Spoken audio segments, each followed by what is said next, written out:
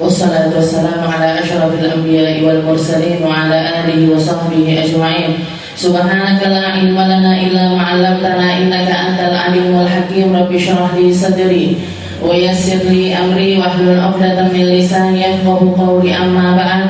Alhamdulillah ala ni'matil Islam, alhamdulillah ala ni'matil iman, wa kafa biha min ni'mah. Alhamdulillah, segala puji bagi Allah Subhanahu wa taala yang memberi kita nikmat Islam iman, memberi kita nikmat untuk mengkaji segala sesuatu yang berkaitan dengan Nabi kita Nabi Muhammad sallallahu alaihi wasallam. Kita mempelajari hadis-hadisnya Nabi, kita mempelajari akhlak-akhlaknya Nabi, kita mempelajari ilmu-ilmunya Nabi. Itu semuanya adalah sesuatu yang sangat-sangat istimewa. Sayyidah Aisyah pernah ketika beliau melihat ada sekelompok orang lagi bercakap-cakap, ada orang-orang lagi ngobrol-ngobrol, lagi bicara-bicara, Sayyidah Aisyah mengatakan, inna kalaman Nabi sallallahu alaihi wasallam laisa kasardikum hadza walakin kalamuhu harfan yahfaduhu man yujalisuhu. Katanya Sayyidah Aisyah, sesungguhnya omongannya Nabi itu jauh berbeda dengan omongan kalian. Obrolannya Nabi itu enggak sama kayak obrolannya kalian. Kalimat-kalimatnya Nabi itu jauh berbeda dengan kalimat-kalimat kalian. Gampangnya apa? Para ulama menafsirkan yang dimaksud oleh Sayyidah Aisyah di situ, Nabi Muhammad SAW itu di dalam kalimat-kalimatnya memiliki mukjizat yang bernama jawami'ul kalim. Nabi Muhammad itu ngomong dikit maknanya dalam. Kalau kita ngomong banyak, GN isinya. Ngomong belibet segala macam dipakai buat ngomong, segala macam kosakata dipakai, segala macam hal keluar dari lisan kita, tapi intinya poinnya itu dikit. Poinnya itu sedikit. Jadi Nabi Muhammad itu memiliki yang namanya jawami'ul kalim. Di dalam setiap kalimat-kalimatnya itu ada mukjizatnya. Termasuk diantaranya yang paling identik dari beliau apa? Kalamuhu yatakallamu harfan. Beliau kalau berucap itu sekalimat, sehuruf, semuanya itu jelas. Yahfaduhu man yujalisu. Yang duduk bareng Nabi langsung bisa paham, langsung bisa hafal dengan apa yang keluar dari lisannya Rasulullah Sallallahu Alaihi Wasallam. Makanya tadi kalau kita baca hadisnya Nabi, kalimat-kalimat yang kita sebut dengan hadis, sesuatu yang keluar dari lisan Nabi, sesuatu yang diucapkan oleh Rasulullah Sallallahu Alaihi Wasallam, itu untuk ngingetnya itu gampang. Dan maknanya itu sangat-sangat luas sekali. Kayak tadi di awal beliau Sayyidah Fatimah bahas tentang hadis ittaqillah haitsuma kunta wa atbi'is sayyi'atal hasanata tamhuha wa khaliqin nas bihuluqin hasan. Cuman 3 kalimat, Bu. Cuman 3 poin kalimat, tapi 3 kalimat ini memiliki seluruh makna keteraturan kehidupan kita. Pertama, di situ ada akhlak kepada Allah Ta'ala. Ittaqillah haitsuma kunta. Kamu kalau jadi orang yang bertakwa, jadilah orang bertakwa zahir batin. Kalau kamu takut sama Allah Ta'ala, takutlah sama Allah Ta'ala dimanapun tempat kamu berada. Kalau kamu taat sama Allah Ta'ala, taatlah kamu di setiap kondisi. Ojo pilih-pilih, kudungane ojo pilih-pilih, make upane ojo pilih-pilih, omongan baiknya jangan pilih-pilih, senyumannya jangan pilih-pilih. Oh, ini saya senang sama orang ini, tak esmi. Biar apa? Biar dapat pahala. Kalau ini aku nggak senang, tak tertutup ya. Kenapa? Jadi ittaqillah haitsuma kunta. Ini mengatur seluruh aspek kehidupan kita tentang hubungan kita sama Allah Ta'ala. Kalau nyambung sama sama Allah Ta'ala, nyambunglah secara keseluruhan. Nyambunglah secara keseluruhan. Jangan pilih-pilih, Bu. Jangan dipreteli itu syariat. Jangan dipreteli sesuai dengan kondisi dan situasi keadaan kita. Sholat, ketika datang waktu sholat, ya sholat. Jangan, aku lagi repot reunian ini supaya dijamak pisan. Terawih hai bengi subuh dua rasa maghrib isya. Saya lagi repot ini mantenan.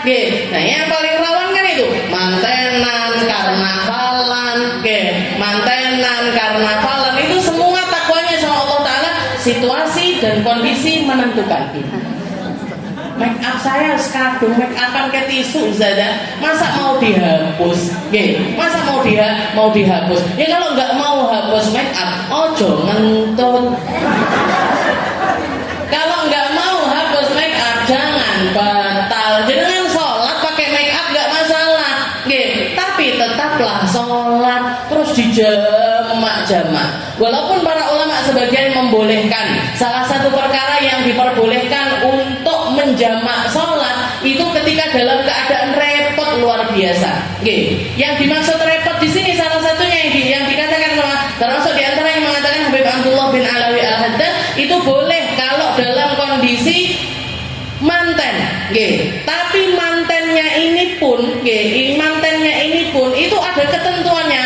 Manten yang nggak ada unsur maksiat di dalamnya, manten yang di dalamnya ada perkara yang dilakukan adalah perkara-perkara yang sesuai dengan aturannya syariat. Repote ini repot manten menjamu tamu dan segala sesuatu yang membawa keberkahan untuk manten tersebut. Bukan kalau ada maksiatnya, ada maksiat dikit aja langsung nggak boleh, Bu, dapat rukhsah ini tadi. Sama kayak kalau jenengan itu lagi safar, termasuk orang yang boleh menjamak sholat, qasar sholat, syaratnya di situ laisa bi'asin fis safar, bukan orang yang safarnya itu maksiat. Kalau sampai safarnya maksiat, nggak boleh jamak, nggak boleh qasar. Saya mau pergi kemana? Ke Jakarta. Ngapain? Kulaan narkoba. Alhamdulillah. Misalkan kulaan narkoba, mau jualan narkoba. Gimana ini? Perginya saya ke Jakarta ini boleh jamak qasar sholat apa enggak? Enggak boleh. Haram hukumnya jenengan jamak sholat qasar sholat. Jadi karena safarnya itu maksiat, maka semua udzur safar itu juga enggak boleh dilakukan. Kalau sampai dilakukan, dia dosanya double. Dia dosanya double. Begitu juga dengan mantenan. Kalau jenengan bikin acara kemanten, isinya berfaedah, isinya kebaikan, silaturahmi dan lain sebagainya, gak ada unsur maksiat di dalamnya, gak ngundang son horek, gak ngundang son horek dan kawan-kawannya son horek. Nah karena semuanya masuk di situ. Fatwa keharaman ini bukan cuma tentang sonnya aja. Sonnya itu satu cumaan unsur maksiatnya, unsur kesalahannya. Kenapa kok sampai diharamkan? Lil ida, karena menyakiti. Tapi konco-koncone son horek ini tadi loh, tambah double maksiatnya. Masuk minuman keras di situ, masuk pengumbaran aurat di situ, kelalaian dan lain sebagainya yang membuat ini tadi menjadi keseluruhannya ini menjadi sebuah keharaman.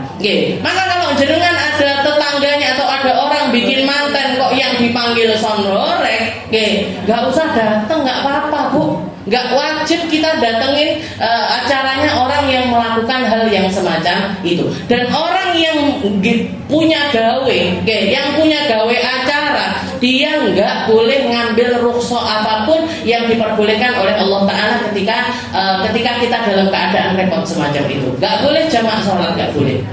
Jadi duhur asar digabung jadi satu nggak boleh. Kenapa? Karena ada maksiatnya di dalam hal tersebut. Jadi kalimatnya Nabi Muhammad, ittaqillah haitsu ma kunta, yang kalau kalian bertakwa sama Allah Ta'ala dimanapun, kapanpun, dalam kondisi apapun, sing takwa, yang takwa sama Allah Ta'ala. Jadi di dalam 3 kalimat ini semuanya sudah lengkap. Ittaqillah haitsu ma kunta wa atbi'is sayyi'atal hasanata tamhuha. Nabi Muhammad itu tahu persis. Oke, Nabi Muhammad itu tahu persis kita itu nggak akan pernah luput dari maksiat, nggak akan pernah luput dari kesalahan. Mau seperti apapun kita menjaga maksiat itu nggak usah jenengan undang teko dewe.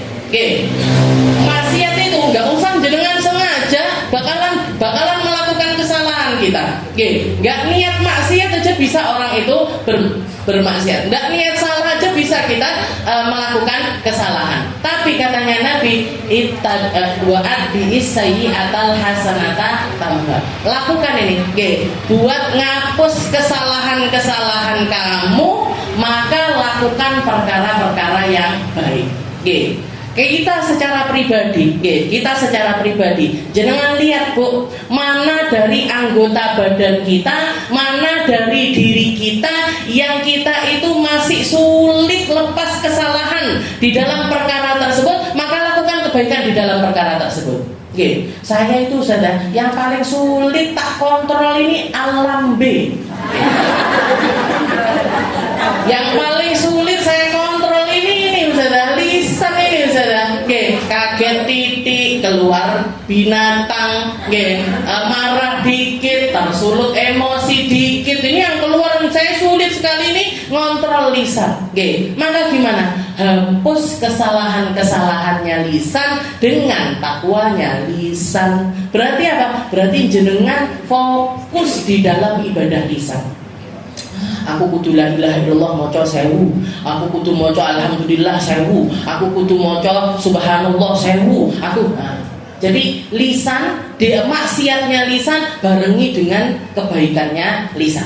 Oh, saya sulit kontrol mata ya sana. Melihat yang bening-bening dikit ketut saya. Gimana? Dibersihin. Dibersihin dengan cara apa? Dengan melihat hal-hal yang halal. Jangan pendelengi bojone dhewe-dhewe. Jangan pendelengi ibu bapak kalau masih ada. Kalau masih ada orang tuanya, lihat. Jadi bersihin maksiatnya mata itu dengan kebaikannya mata. Bersihin maksiatnya harta dengan ketaatannya harta. Saya masih campur ini sudah harta saya. Dulunya saya kerjanya nggak benar, masih banyak harta-harta yang nggak benar di dalam duit saya. Ya sudah, perbanyak sedekah. Kalau kadung masuk ke perut gimana Ustaz? Perbanyak puasa. Kalau kadung masuk ke dalam perut kita, lakukan.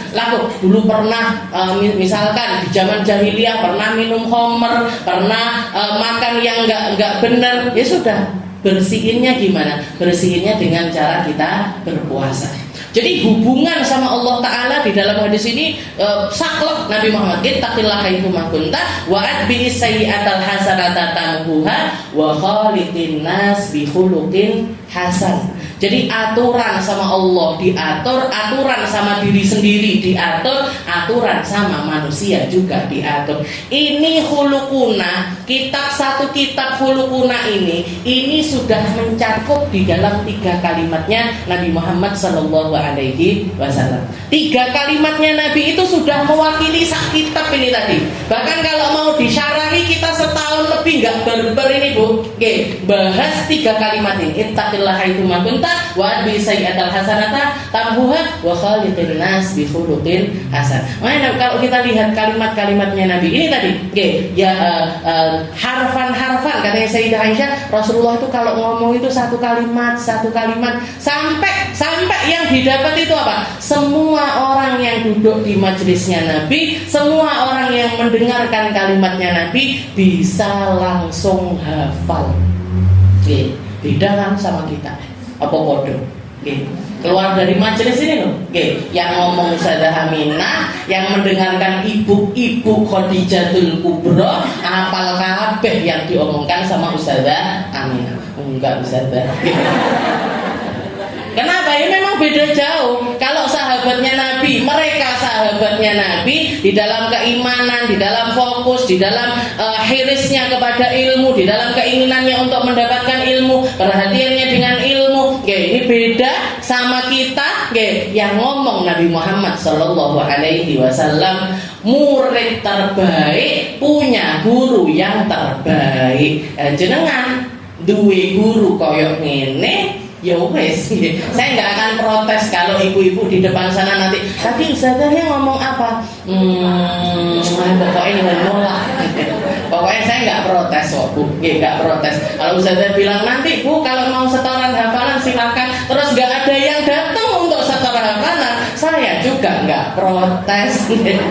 Kenapa? Murid Khadijatul Kubra, gurune Ustazah Aminah beda sama muridnya Nabi Muhammad Shallallahu Alaihi Wasallam. Jadi kalimat-kalimatnya Nabi itu kalimat yang gampang dihafal, gampang sekali dihafal. Oke. Jadi apalagi kalau belajar bahasa Arab ini susunannya itu susunan yang gampang sekali nancep di dalam pikiran kita. Itu memang mukjizatnya Rasulullah Shallallahu Alaihi Wasallam. Dan kenapa kok dibikin seperti itu? Karena kalimatnya Nabi ini akan menjadi kalimat yang langgeng dihafal oleh semua umat Islam, mulai dari zaman dulu sampai akhir zaman nanti. Jadi ketika kita mempelajarinya cukup jenengan berbangga. Cukup jenengan berbangga. Lek ditekoki wong, ngaji apa ning Khadijatul Kubra? Ngaji hadis ngaji hadis.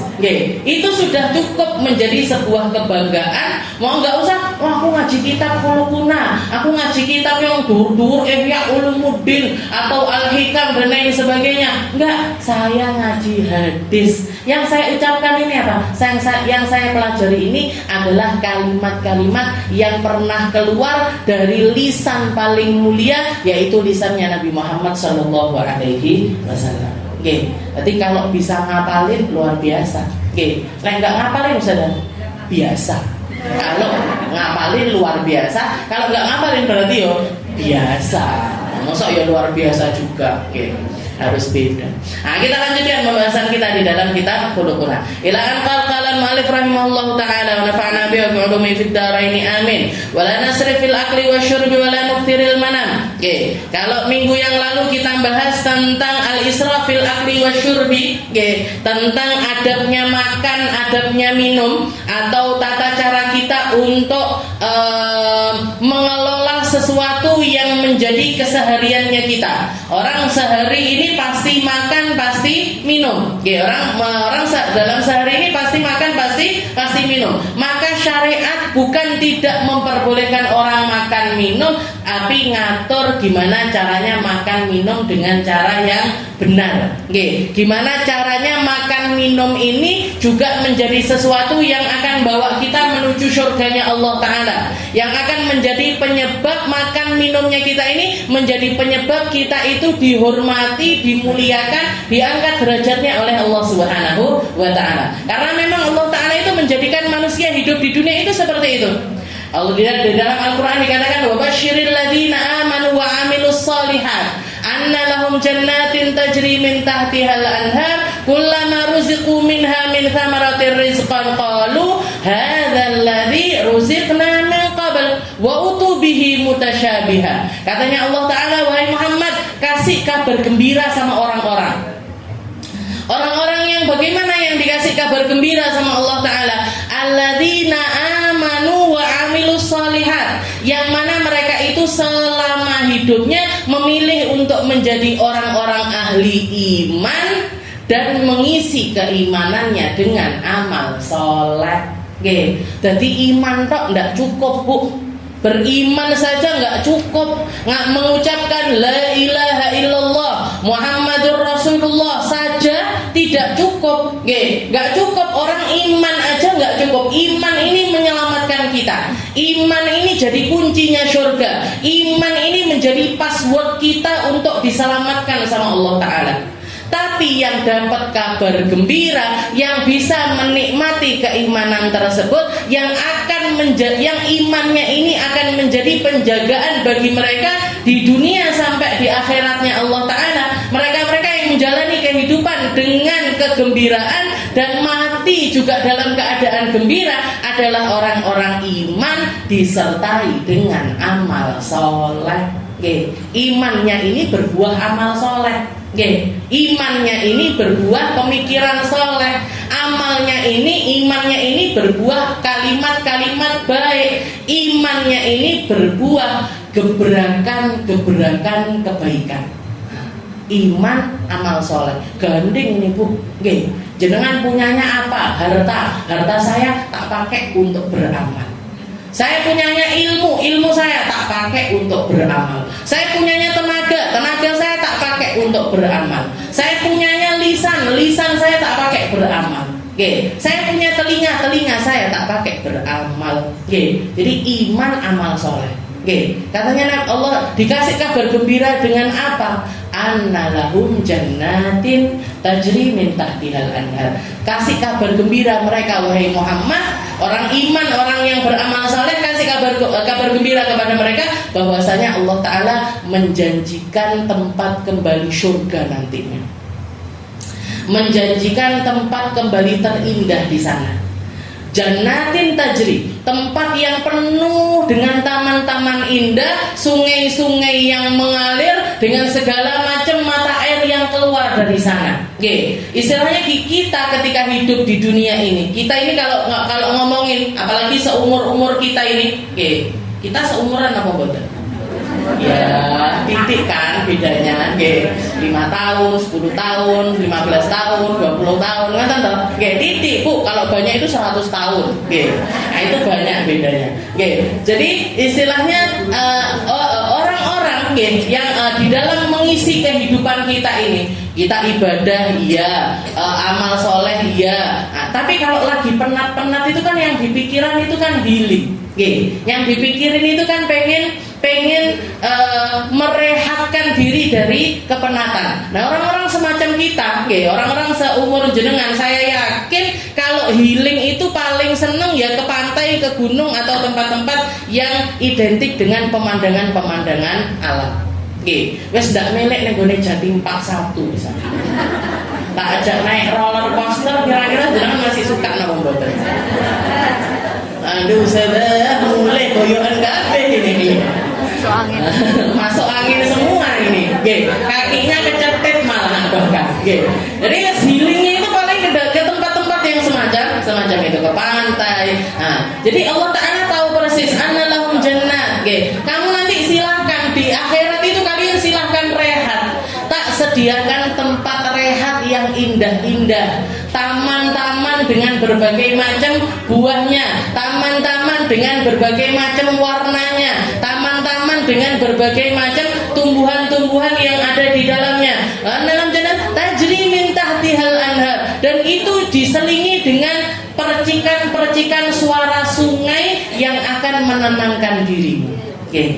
Bahkan sains pun mengatakan salah satu tempat yang bikin orang itu tenang, salah satu terapi untuk bikin hati orang tenang itu dengerin suara gemericik air. Jangan kalau lagi capek-capek cari itu apa namanya, terjun, air terjun, bukan terjun payung, air terjun.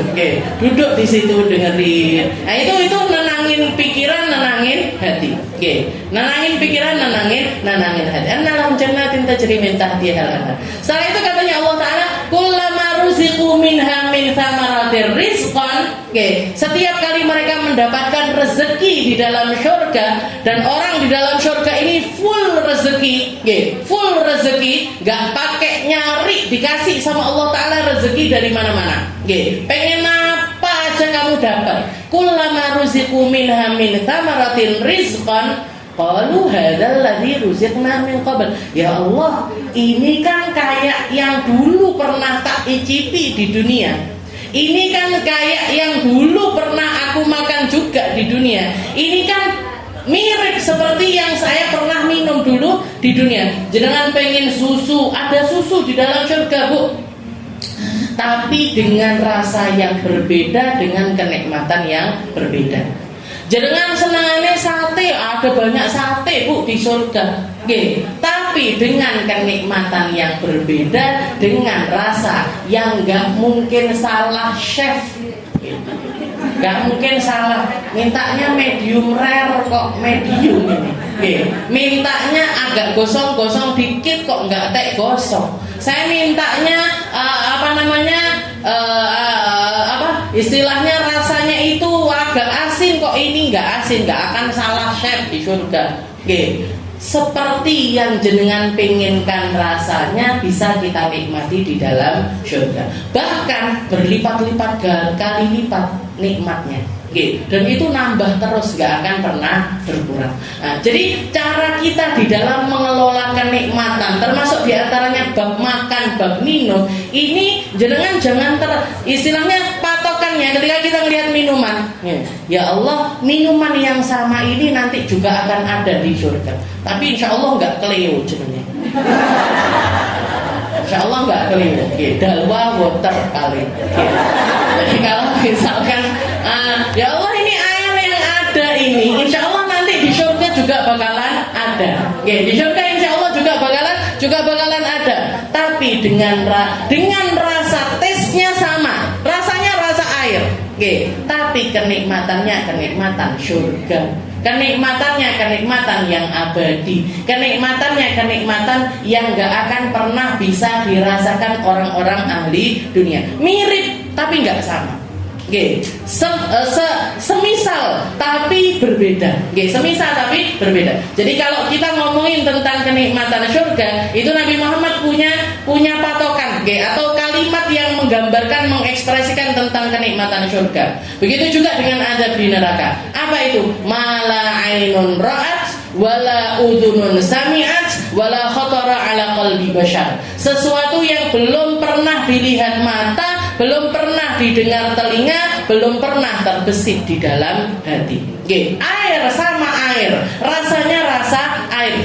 Tapi kamu nggak akan melihat air seindah air surga. Kamu nggak akan pernah mendengar tentang air, air yang sama tapi sama Allah Taala dicepakne air yang kamu belum pernah mendengar yang sifat yang semisal itu di dunia.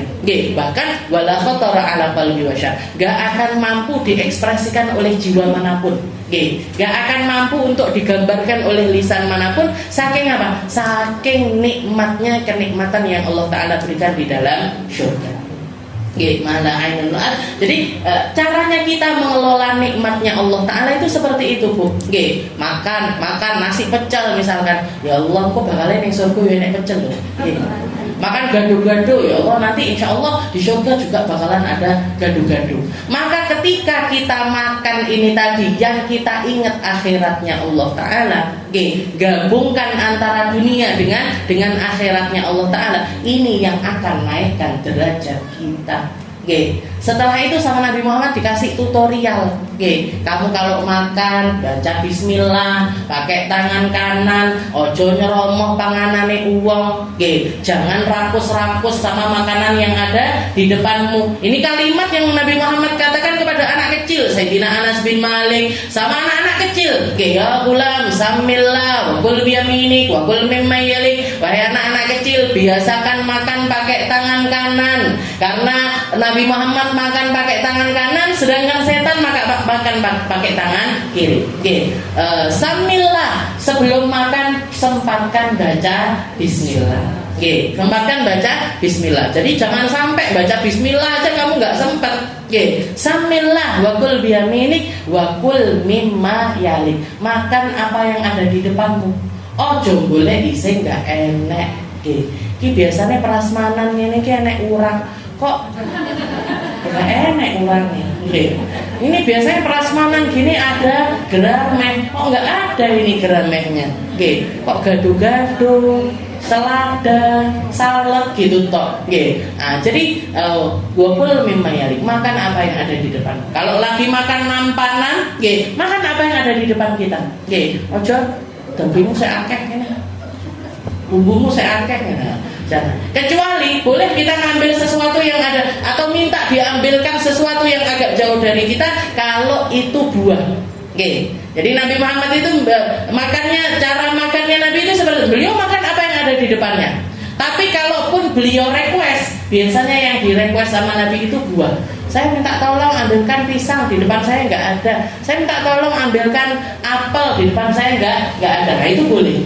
Tapi kalau makanan, kul mimma yalik, makan apa yang ada di hadapan kalian. Ini aturan-aturan makan yang dibikin sama Rasulullah SAW. Buat apa? Untuk memberkahkan makanan kita, untuk membuat makanan ini bukan cuma makanan yang dikonsumsi oleh perut kita, tapi jadi barokah untuk seluruh anggota badan kita, yang akan bisa menguatkan kita sholat, yang akan bisa menguatkan kita untuk bertakwa, yang akan bisa menguatkan kita untuk mengekspresikan segalanya. Oke, seperti yang kemarin minggu lalu sebagian ulama juga mengatakan kul fakama ta'kul ta'mal. Makan, silahkan makan, terserah kalian mau makan model apa, tapi ketahuilah sebagaimana cara kamu makan, kamu akan beramal dengan cara yang sama. Kalau kamu adalah orang yang di dalam syahwat makan itu semuanya kamu turuti, di dalam amal yang lainnya pun kamu akan jadi orang yang seperti itu. Kamu akan sulit ngontrol keinginan-keinginan hatimu ketika bab makanmu kamu juga menginginkan semua apa yang dia syahwati. Apa yang dia lagi pengen apa, pokoknya milik mangan kue. Maunya apa, pokoknya maunya makan itu. Kamu akan beramal dengan cara yang sama. Kamu kalau nggak jaga makan, kamu kalau tidak jaga makan, nggak jaga minum, kamu akan sulit untuk mengontrol segala sesuatu yang lain. Saya pernah cerita sama jenengan ketika saya di Hadramut dulu. Kalau bulan Ramadan itu biasanya kita sholat tarawih itu kan pakai 1 juz. Awal pertama itu saya juga shock, Bu. Suwi banget nih. Lama sekali biasanya kuliah di Indonesia. Tarawih itu kan pakai surat-surat pendek, wadduha ke belakang aja. Ini baca 1 juz setiap kali sholat tarawih. Jadi durasinya mungkin untuk tarawih aja 1 jam sampai 1,5 jam. Bahkan bisa 2 jam. 2 jam. Nah, ini anak-anak Indonesia ini kan padahal kita masih muda-muda. Saya waktu itu masih umur 17-18 tahun. Ketika di Hadramut. Itu nanti tengah-tengah sholat koyok merosok batal, keluar, wudu lagi, cekuk lagi. Balik itu belum selesai 1 rakaat. Jadi ditinggal wudu itu balik masih dapetin 1 rakaat itu tadi masih dapat. Nah, padahal kan di situ yang sholat itu kan campur, anak Indonesia, Malaysia, dibuka gerbangnya orang-orang tetangga itu, ibu-ibu sepuh-sepuh itu ikut sholat jamaahan di situ. Akhirnya apa? Ketika kita keluar otomatis mereka ngerapetin barisan lagi, ada yang keluar lagi ngerapetin barisan lagi. Jadi ibu-ibu sepuh-sepuh Hadramut ibu, gak ada yang batal sama sekali. Terus sampai bilang gini, nanti kalau sholat pokoknya jangan sampai mau jejer sama anak Indonesia, anak Malaysia. Karena apa? Batalan. Gampang metu. Akhirnya kita benerin soft lagi. Akhirnya saya iseng nanya sama ibu-ibu situ, orang-orang asli Hadramut, Bu, kok bisa nggak batal-batal itu gimana caranya? Yang bikin saya tambah shock, mereka bahkan mengatakan, Nak, saya ini bukan cuma jaga sholat, jaga wudhu, mulai maghrib sama isya enggak. Saya itu seringkali sholat subuh pakai wudhu isya, sholat isya pakai wudhu subuh. Orang-orang sepuh-sepuh di sana, Bu, yang biasanya kalau di Indonesia mesti curhatannya ngentutan aku Pak, pipisan, beseran. Itu orang-orang sana biasa sholat subuh pakai wudhu isya, sholat isya pakai wudhu subuh. Jangan tanya sama diri masing-masing, pernah apa enggak? Ngimpi Ustaz kan? Ngimpi sholat isya pakai wudhu subuh berarti apa? Enggak tidur semalam kan? Mereka sholat isya pakai wudhu subuh berarti apa? Enggak batal seharian. Kok bisa seperti itu? Itu gimana, Bu? Caranya itu gimana? Akhirnya beliau ngasih saya tips, ngasih saya gini, kamu kalau setiap kali pagi itu, nah, jadi misalkan bangun tidur jam 2, jam 3, pas waktu qiyamul lail itu, ketika perutmu kosong, minum teh hitam, minum teh hitam, itu nanti ketika kamu minum itu langsung kebelet, akan mengeluarkan semua yang istilahnya yang biasa keluar dari perut kita itu bakalan kayak dikuras gitu istilahnya. Jadi pengurasan itu tengah malam itu dikuras perutnya. Makanan keluar, minuman keluar. Terus habis itu nanti bikin keset. Maksudnya apa? Mampet.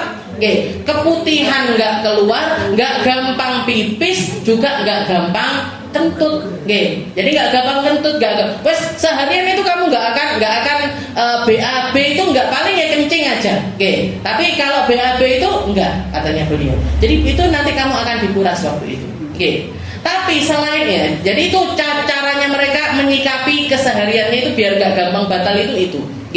Setelah itu mereka mengatakan, tapi yang lebih penting lagi, jaga apa yang masuk ke perutmu, nanti Allah Ta'ala yang akan menjaga apa yang keluar dari kamu.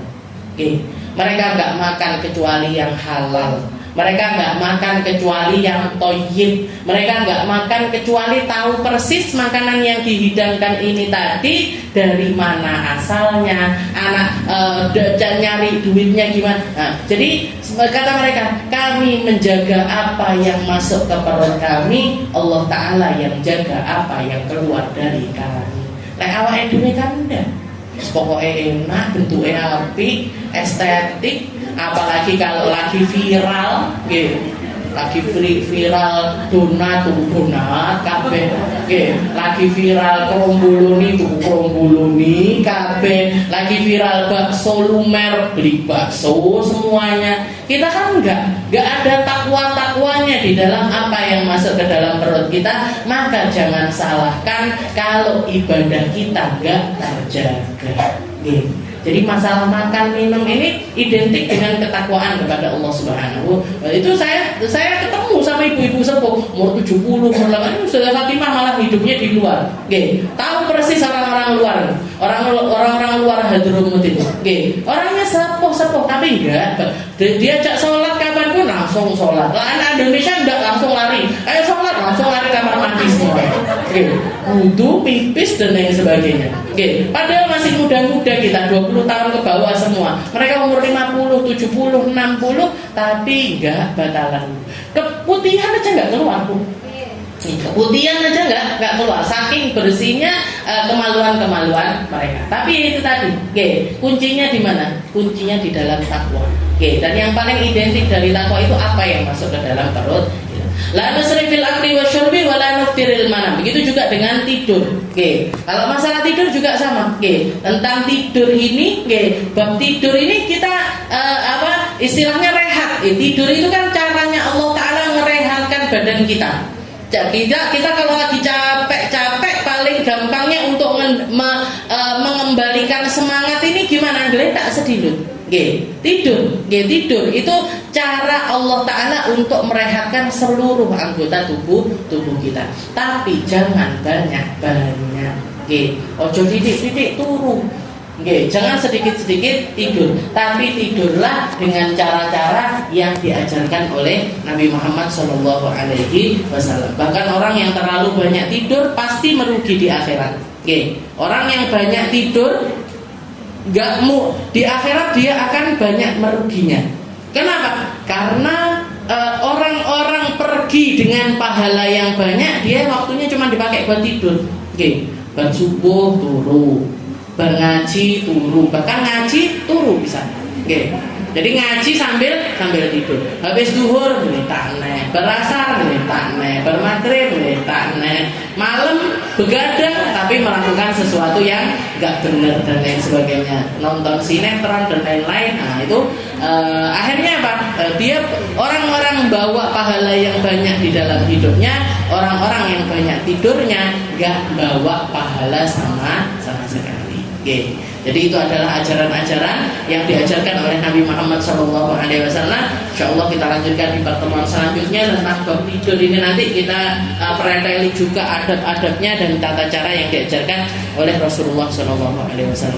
Mungkin sama Allah Ta'ala dikasih sehat kita, mungkin sama Allah Ta'ala dikasih panjang umur kita, mungkin sama Allah Ta'ala diberkahi seluruh kehidupan kita, dibantu kita untuk keluar dari segala sesuatu yang diharamkan, dibantu kita untuk keluar dari segala sesuatu yang gak benar, dibantu kita untuk keluar dari segala sesuatu yang membawa penyesalan bagi kita di dunia sampai akhirat nanti. Dan mungkin kita, orang tua kita, anak cucu kita, semua orang yang kita sayangi dipandang sama Allah Ta'ala dengan pandangan rahmatnya, diampuni segala dosa-dosanya, dijaga zahir batinnya, dijaga segala sesuatu yang ada di dalam hidupnya, sehingga mereka akan kembali kepada Allah Ta'ala dalam keadaan yang gembira, dalam keadaan yang Allah Ta'ala ridho dengan segala sesuatu yang ada di dalam kehidupannya. Ala hadhihi niyah wa ala kulli niyatin salihah wa ila hadratin Nabi Muhammad sallallahu alaihi wasallam bisirril